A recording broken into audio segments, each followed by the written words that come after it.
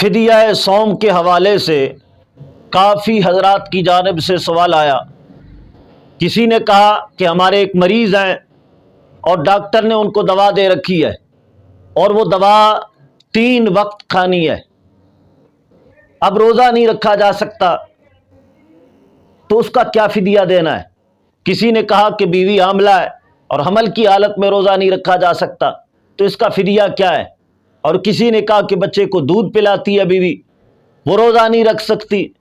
تو اس کا فدیہ کیا ہے؟ ایک کلپ میں سب کو اکٹھا جواب دیا جا رہا ہے۔ ایسے افراد جن کو یہ ڈر ہو کہ روزہ رکھیں گے تو مرض بڑھ جائے گی یا ہم دیر سے اچھا ہوں گے، تو ایسی صورت میں ایسے مریضوں کے لیے حکم یہ ہے کہ فی الحال وہ روزے کو چھوڑ دیں اور جب تندرست ہوں تو اس کی قضا کریں۔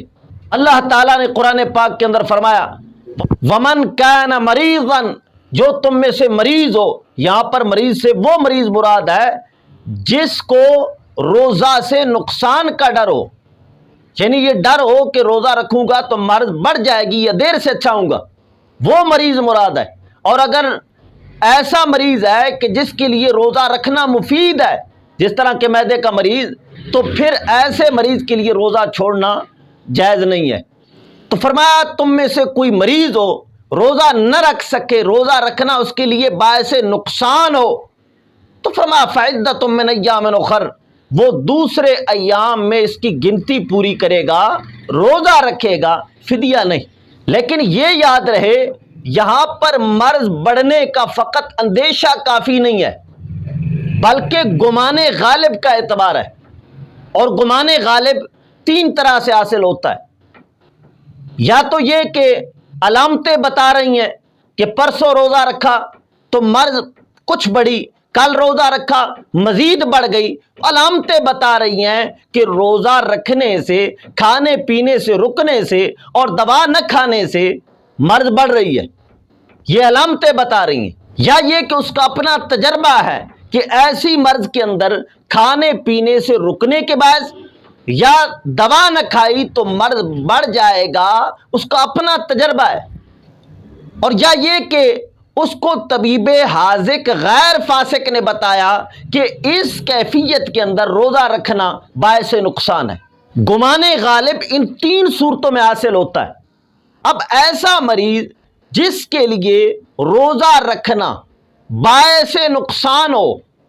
یعنی مرض بڑھنے کا ڈر ہو، تو شرع پاک کہتی ہے کہ یہ روزہ نہ رکھے، فی الحال روزہ نہ رکھے، اس کے لیے رخصت ہے، روزہ نہ رکھے اور بعد میں اس کی قضا کر لے۔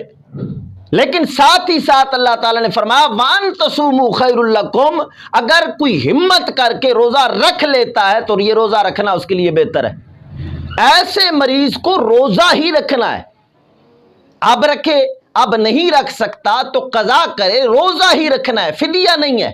فدیہ جس مریض کے لیے اللہ تعالیٰ نے بیان فرمایا وہ فقط شیخ فانی ہے۔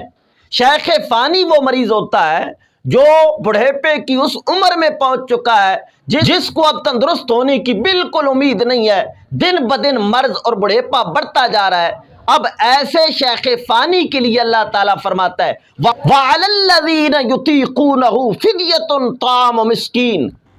فرمایا وہ شخص جو روزے کی طاقت نہیں رکھتا، فدیۃ طعام مسکین، فرمایا اس کے لیے ایک روزے کے عوض 1 مسکین کو کھانا کھلانا ہے، صبح شام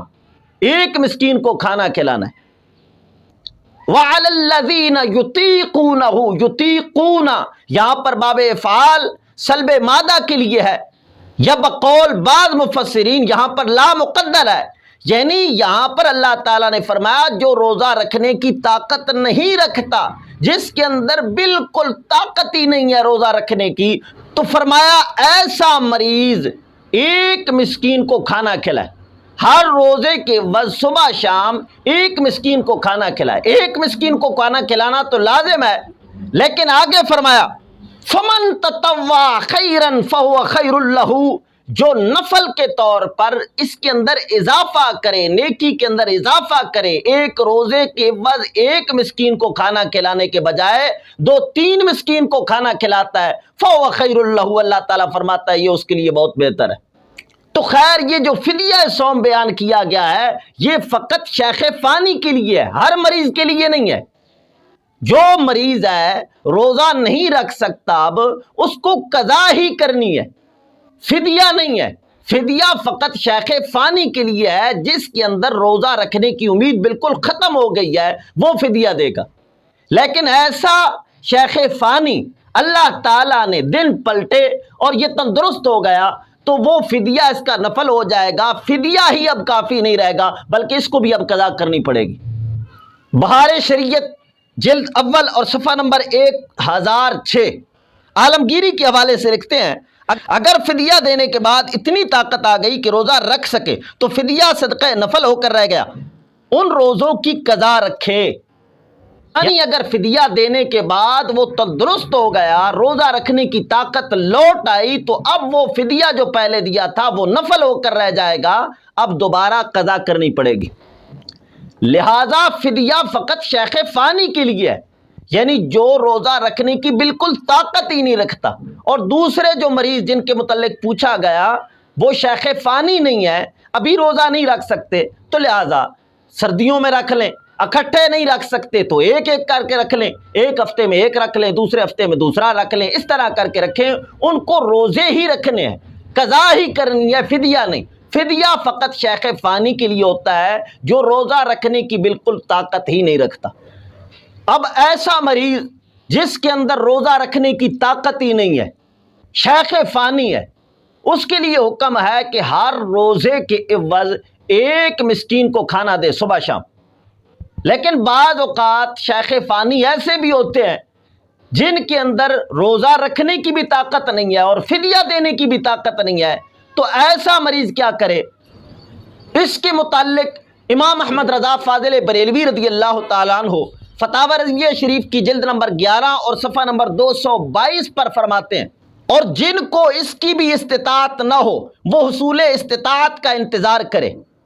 اور اپنے رب سے انابت و استغفار کہ وہی قرآن کریم میں فرماتا ہے لا یکلف اللہ نفسا الا وسعها، خدا کسی کو اس کی طاقت سے زائد حکم نہیں دیتا۔ یعنی اگر ایسا مریض ہے، شیخ فانی ہے، روزہ بھی نہیں رکھ سکتا اور اس کے اندر فدیہ دینے کی استطاعت بھی نہیں ہے، تو پھر اللہ تعالیٰ سے استغفار کرتا رہے، دعا کرتا رہے کہ اللہ تعالیٰ مجھے توفیق دے کہ میں روزے کا فدیہ دوں۔ قرض لے کر فدیہ دینا کوئی ضروری نہیں ہے۔